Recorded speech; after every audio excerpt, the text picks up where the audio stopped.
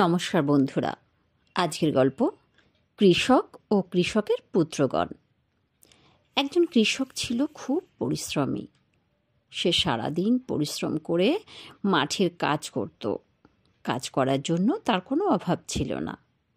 চাষবাসের সব কায়দা কানুন তার জানা ছিল, সেজন্য তার প্রচুর ফসল হতো। এছাড়া তার জমিও ছিল, কিন্তু কৃষকের মনে একটাই দুঃখ, তার ছেলেরা বড্ড অলস।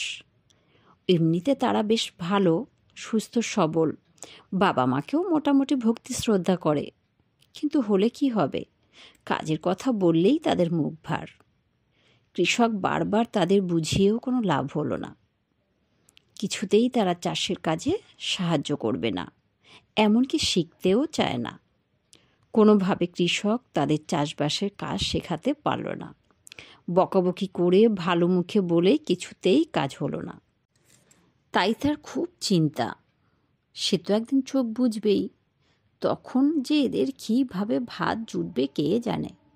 এই চিন্তায় চিন্তায় রাতে তার ঘুম হতো না। এভাবে চিন্তায় চিন্তায় দিন কাটাতে কাটাতে সে একদিন অসুস্থ হয়ে পড়ল। তখন তার ছেলেরা খুব ব্যস্ত হয়ে পড়ল বাবার সেবা যত্ন করতে, কিন্তু তারা পিছুপা হলো না। কিন্তু কৃষক ক্রমশ আরও অসুস্থ হয়ে পড়ল।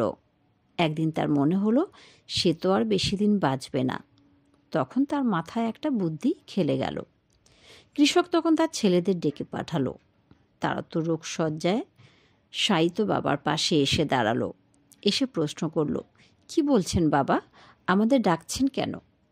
কৃষক তখন তাদের বলল, বাবা, আমি এতদিন তোমাদের বলিনি, আমার বেশ কিছু লুকোনো ধন সম্পদ আছে, সেগুলো আমি জমিতে লুকিয়ে রেখেছি।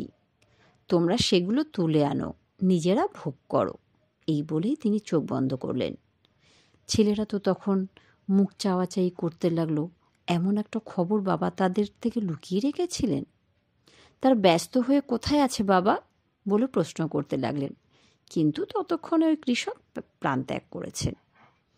তিনি আর কোনো কথা বলতে পারলেন না। ছেলেরাও সঠিকভাবে জানতে পারল না জমির ঠিক কোন জায়গায় গুপ্তধন আছে।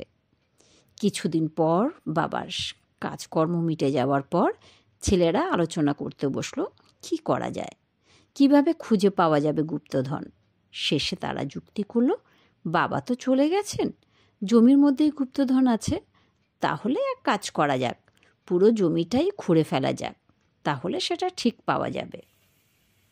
সেই মতো একদিন তারা ভাইয়েরা মিলে মাঠে চলে গেল।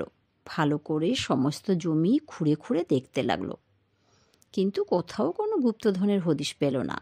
বোধহয় ভালো করে খুঁড়ে দেখা হয়নি, এই ভেবে তারা আবারও পুরো জমিটা ভালো করে চষে ফেলল।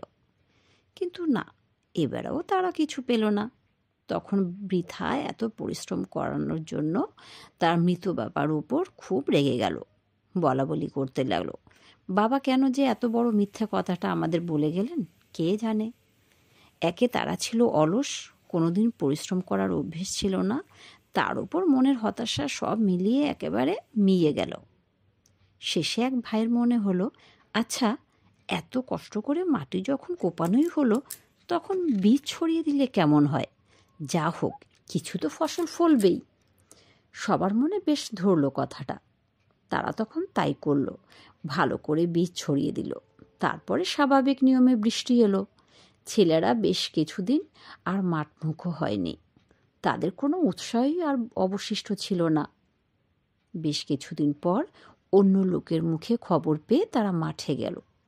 গিয়ে তো তাদের চক্ষু স্থির, মাঠ ভাত সোনার ফসল রোদের আলোয় ঝলমল করছে।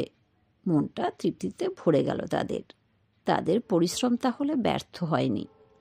আরও বুঝতে পারল বাবা এই গুপ্তধনের কথাই তাদের বলে গিয়েছিলেন, এটাই আসল গুপ্তধন। তারা আগে বাবাকে প্রণাম করে ক্ষমা চেয়ে নিল। নমস্কার।